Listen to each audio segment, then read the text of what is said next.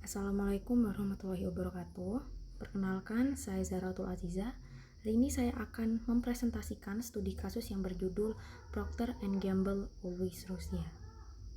Apa itu Procter & Gamble atau P&G? P&G adalah salah satu perusahaan produk konsumen terkemuka di dunia yang berkantor pusat di Cincinnati, Ohio, yang didirikan pada tahun 1837. Pada tahun 1997, perusahaan ini memperoleh pendapatan sebesar 37 miliar US dollar dari penjualan sekitar 300 merek di lebih dari 140 negara di seluruh dunia. Negara Rusia adalah bagian dari Unit Eropa Tengah dan Timur atau CE dalam Organisasi Regional Eropa, Timur Tengah, dan Afrika atau EMEA.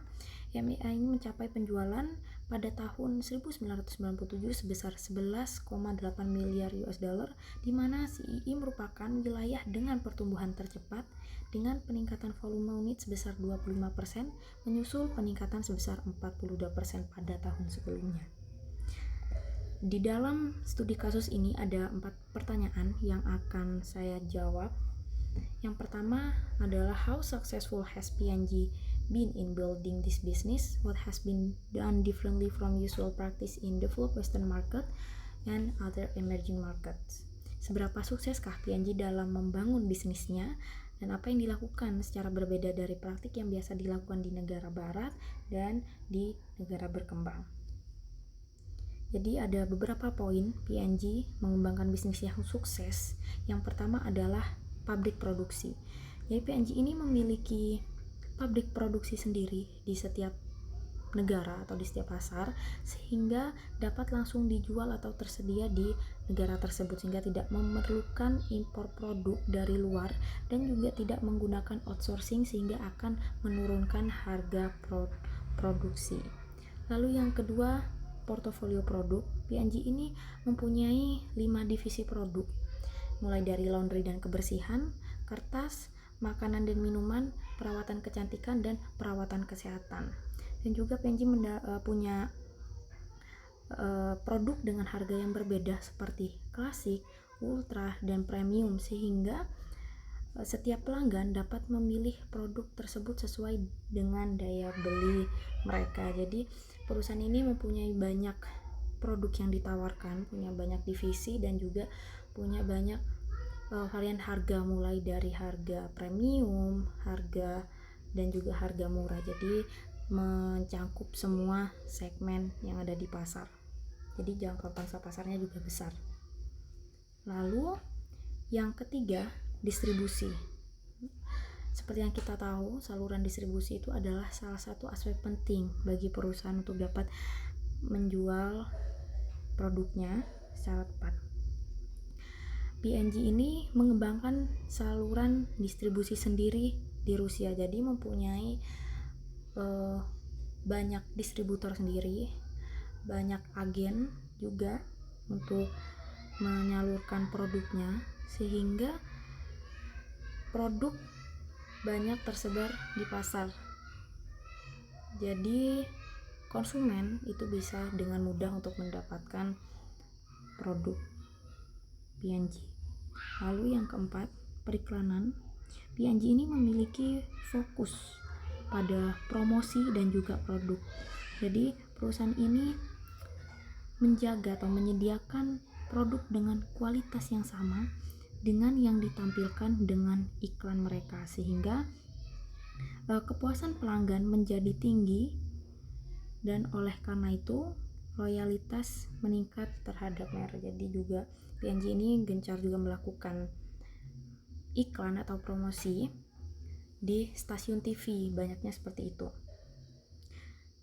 Lalu pertanyaan selanjutnya, apa yang dilakukan secara berbeda di negara barat dan juga di negara berkembang?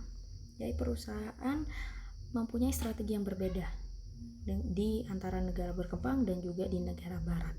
Karena seperti yang kita tahu bahwa setiap negara atau setiap pelanggan di suatu negara memiliki daya beli yang berbeda, sehingga situasi atau strategi yang digunakannya juga harus berbeda, tidak boleh disamakan dengan antara negara satu dengan negara yang lain, karena untuk menyesuaikan kemampuan atau daya beli atau lingkungan negara tersebut.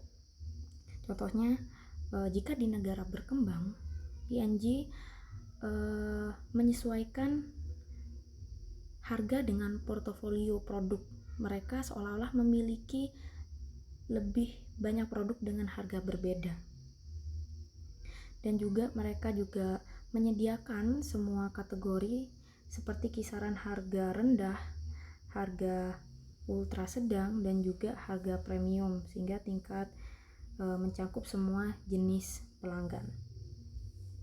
Karena P&G sendiri itu memutuskan untuk bersaing dengan merek-merek lokal dengan harga yang lebih rendah, bisa dengan menggunakan portofolio kelas bawah yang diposisikan pada harga di bawah negara-negara maju. Jadi biasanya ukuran kemasannya seringkali dikurangi agar dapat menawarkan harga yang lebih rendah.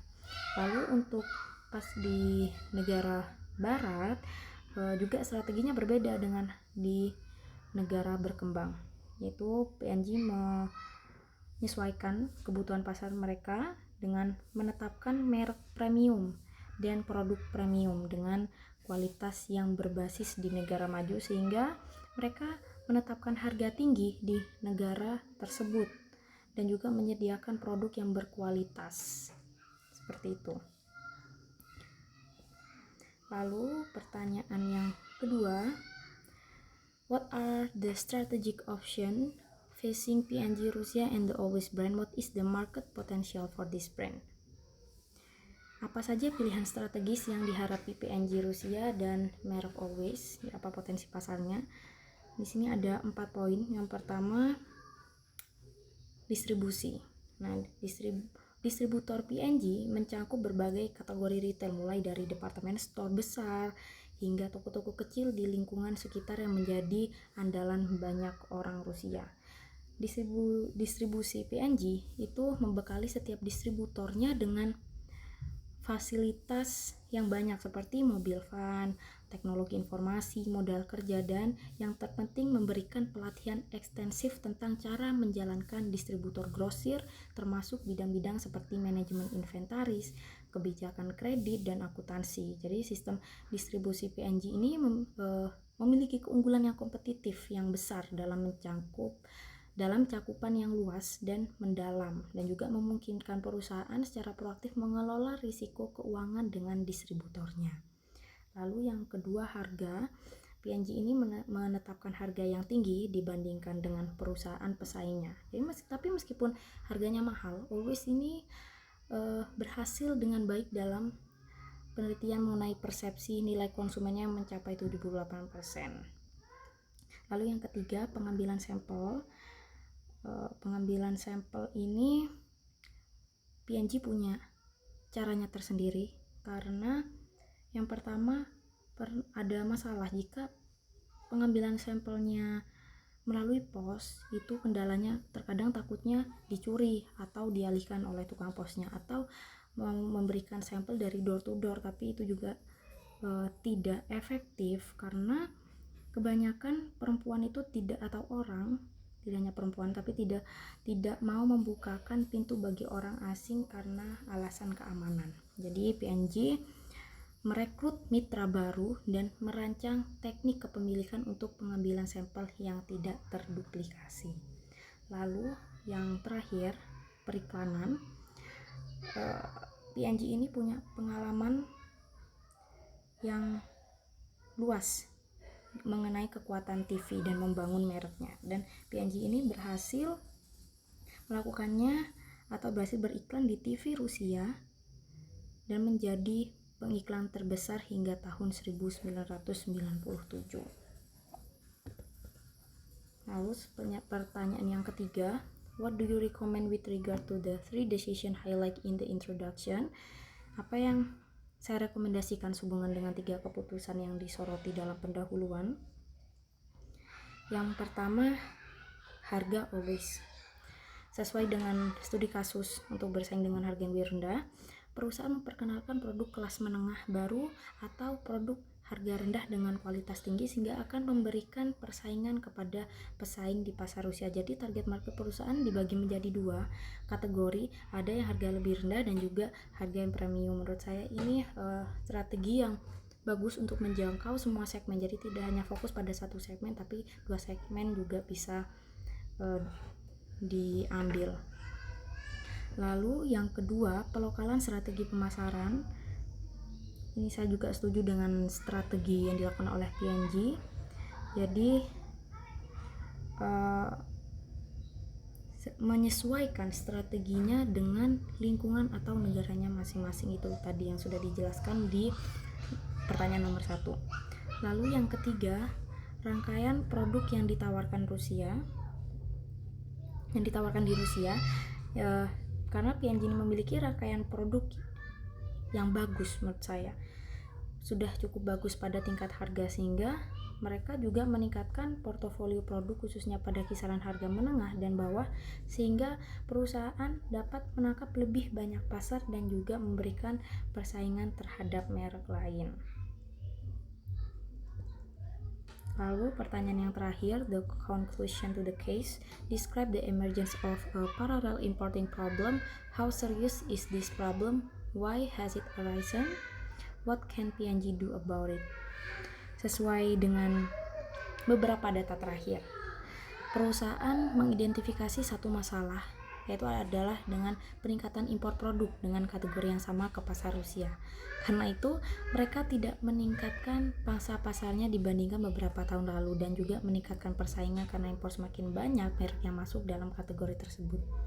Menurut saya masalah ini serius karena pasar produk impor berada pada tingkat persaingan yang tinggi dan pesaing memperkenalkan produk dengan harga yang rendah sehingga akan berdampak pada pangsa pasar P&G dan margin keuntungan serta pertumbuhan laba juga terancam. Jadi ini adalah masalah yang serius, dan masalah ini muncul karena setelah pemerintah Rusia menyediakan saluran distribusi, karena sebelumnya setiap perusahaan mengembangkan saluran distribusinya sendiri karena tidak ada merek yang masuk ke pasar karena memerlukan lebih banyak uang untuk mengembangkan saluran distribusi. Namun sekarang pemerintah Rusia menyediakan atau mengembangkannya hingga dapat mudah untuk masuk ke pasar dan mudah mendistribusikan produk tanpa mengembangkan saluran dan investasi sendiri. Seperti itu. Jadi kesimpulan yang saya ambil dari studi kasus ini, memang benar P&G telah melakukan cukup baik dalam memasarkan merek Always-nya di ke pasar Rusia. Namun mungkin ada beberapa perbaikan lagi, terutama dengan berkaitan dengan pengembangan produk dengan harga yang rendah itu, dan juga perluasan sistem distribusinya, pelatihan tenaga kerja, dan selain itu tadi ada yang masalahnya itu pendistribusian adalah tidak bisa melakukan distribusi lemah di kelompok apotik. Jadi sebaiknya kedepannya P&G dapat melatih tenaga profesionalnya untuk melayani apotik ini. Seperti itu. Sekian presentasi dari saya. Kurang lebihnya saya mohon maaf. Terima kasih atas perhatiannya. Wassalamualaikum warahmatullahi wabarakatuh.